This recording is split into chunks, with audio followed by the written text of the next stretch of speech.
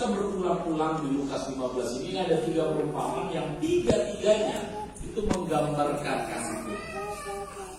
Jadi kalau setiap ayah, setiap papa punya model seperti ini, punya sikap hati seperti gambaran yang dikasih Yesus dalam Lukas 15, saya percaya begini, kita akan menjadi rumah tangga yang berbeda, rumah tangga yang bahagia. Amin. Amin. Amin. Yang pengen rumah tangganya bahagia bilang amin. Amin. Yang pengen anak-anaknya bahagia bilang amin. Amin. Oke, mantap.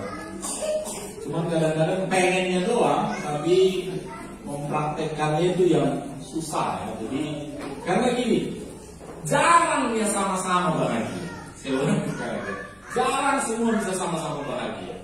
Jadi kalau ada contoh, ada suami, istri, kemudian ada anak, minimal salah satu akan dikorbankan. Ya, saya kebetulan orang tua yang senang kalau ngumpul-ngumpul sama teman itu ngobrol-ngobrol. Jadi kalau saya kesenangannya itu, jadi kalau saya pengen ngobrol-ngobrol sama orang, saya ajak anak saya, dia tentu menderita dan bahagia. Kalau membuat mereka bahagia, kami akan pergi ke mana tuh? Ke TSM, ke Time Zone. Gitu. Mereka bahagia, saya menderita. Karena mereka kemarin di TSM itu main apa itu, binatang-binatang yang bisa jalan itu. Kebayang nggak kalau saya naik itu? Gitu. Jadi bagi saya itu memalukan, bagi mereka itu kebahagiaan. Jadi manusia mau bahagia, Yesus pun harus berkorban. Jadi kalau kita kepengen jadi kebahagiaan dalam rumah tangga, harus ada yang dikorbankan. Siapa yang harus berkorban? Siapa yang harus berkorban? Lainnya. Siapa yang harus berkorban? Bapaknya. Nah kita lihat di Alkitab benar nggak, gitu ya? Nah, perumpamaan yang pertama itu di dalam Lukas 15 ini perumpamaan tentang domba yang hilang. Semua tahu cerita ini? Tahu. Ya. Ada 100 ekor domba, yang satu hilang. Kalau kalian jadi bapak, kalian punya peternakan, kamu punya 100 ekor domba, satu hilang. Apa yang kau lakukan? Cari. Serius dicari. Masih ada 99. Di ayat ini bilang begini ya, perhatikan. Siapakah di antara kamu yang mempunyai 100 ekor domba, dan jikalau ia kehilangan seekor di antaranya, tidak meninggalkan yang 99 ekor di padang gurun, dan pergi mencari yang sesat itu sampai ia menemukannya. Dan kalau ia menemukannya, meletakkannya di bahunya dengan gembira, dan setibanya di rumah, ia akan memanggil sahabat-sahabatnya dan tangan-tangannya serta berkata kepada mereka, bersukacita bersama-sama dengan aku, sebab dombaku yang hilang itu telah kutemukan. Jadi sifat seorang bapak itu, kalau menurut Lukas 15 ini, dibayangkan ya, kalian punya 100 ekor domba katanya, satu hilang, kemudian 99 diapain? Ditinggalkan. Di mana? Bukan di kandang, di mana? Padang gurun. Ada yang mau? Ada 99 lagi kalian tinggalkan demi satu yang sesat, bukan satu yang baik. Kamu punya anak 5, ada satu yang bandel sekali, narkoba, sekolah pun enggak, ada pun enggak. Kemudian dia lari dari rumah, kalian bilang apa? Kalau lari dari rumah, kalian bilang apa? Syukur. Tapi sifat ayah, sifat seorang bapak dikatakan di Alkitab, walaupun yang 99 ini yang baik loh, yang 99 yang baik. Yang bandel itu karena dikatakan ada satu ekor yang sesat. Sama-sama bilang sama saya sesat. Awalnya sesat, nggak tahu jalannya. Domba itu biasanya di mana gembalanya depan dia akan mengikuti. Kira-kira kenapa domba itu tersesat? Nggak mau ikut gembala, nggak mau ikut perintah Tuhan. Kalau ada di sini siswa sekolah misi, ada satu yang tersesat dan pergi, dicari nggak? Kalau yang baik kan dia kita cari. Tapi kalau yang bandel nggak bisa dibilangi, yang kalau dia ada semua hilang. Telur hilang, ayam hilang, ikan hilang, semua hilang. Yang gitu-gitu kalau terhilang kita bilang apa? Puji Tuhan. But it's not the father's heart. Itu bukan hati Bapa.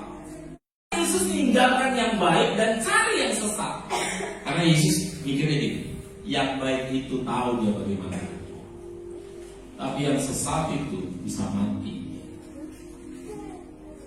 Jadi kalian yang sombong-sombong itu, yang bandel-bandel, tapi masih dicari-cari, jangan sombong. Bukan karena kau dibutuhkan. Jadi jangan melihat ada siswa yang asal lari dicatat, berarti penting kali, bukan. Kita hanya takut kau binasa, itu doang. Allah, karena kita begitu cinta kepadamu dan anakmu. Kalau ini kan para siswa, beberapa kali yang gila-gila kita cari. Waktu kita give up, saya bilang, angkatlah orang tua. Kita hantam. Cuma ada beberapa yang nggak mau dihantam, hilang gitu ya. Tapi apakah kita cari, kita pastikan. Ya kalian ditanyain kan, udah nyampe belum mereka? Udah nyampe belum? Setelah nyampe orang tuanya, puji. Ada berarti bukan. Dan kalian yang baik-baik jangan merasa yang bandel-bandel itu dicari-cari, ada yang nyari sampai tengah malam kan ada gitu. Kok kami nggak diperhatikan gitu ya? Bukan karena kita lebih kasih kita lebih banyak ke mereka, bukan. Karena kita ngerti dia yang baik-baik udah ngerti cara hidup. Yang bandel ini kalau tersesat bisa apa? Jadi Bapak Ibu, khususnya Bapak, kalau mau ketemu sama yang bandel-bandel, yang sesat, tadi ada ibu-ibu sini bilang begini, Pak, masalahnya suamiku yang sesat. Itu kata lagi yang begitu. Karena yang saya sedang bicarakan ini adalah suami yang mengerti kebenaran. Amin. Kalau ada di sini suami yang nggak mengerti kebenaran, silakan keluar. Tapi semua mengerti kebenaran. Haleluya. Jadi gini, sifat seorang bapak, sifat seorang ayah adalah kalau ada yang nggak beres di antara anak-anaknya, dia akan beres. Dia akan tanggung jawab. Yang tersesat itu dombanya, tapi si gembala yang pergi nyari. Karena bagi si gembala, bagi hati ayah, hati bapak itu, semua yang tersesat harus diselamatkan at any cost, berapapun harganya. Coba bayangkan resiko yang dilakukan sang gembala meninggalkan yang 9, mengorbankan yang lebih besar demi satu yang tersesat.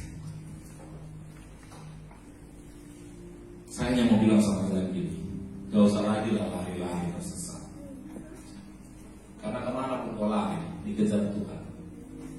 Karena begitu cintanya kepada saudara. Nah, kalau itu yang menjadi sifat setiap ayah, gereja akan jadi tempat yang dirindukan semua orang berdosa.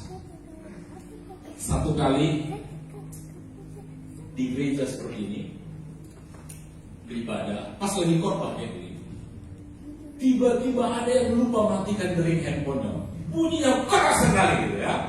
Baga saking kerasnya semua terganggu, pendeta jadi diam, teman sebelahnya jadi diam. Temannya bilang, handphonemu itu bikin terganggu konsentrasi.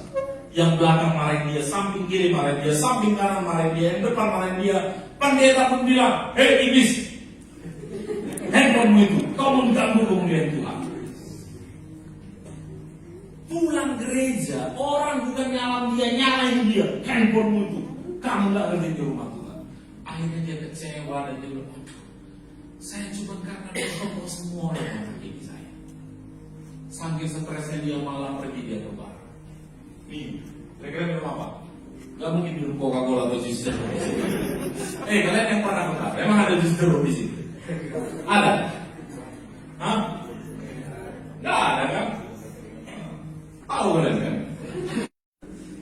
Jadi dia pesan alkohol, mejanya dia mulai minum untuk menghilangkan stresnya karena dia lagi. Nah kemudian tiba-tiba ada orang lewat lagi bawa sesuatu, pernah bawa minuman batasnya. Kemudian dia karena sudah agak-agak sudah mau mabuk, tangannya diginikan, tiba-tiba tumpah minumannya. Tumpah, ada gelasnya yang jatuh sampai pecah, kemudian ada yang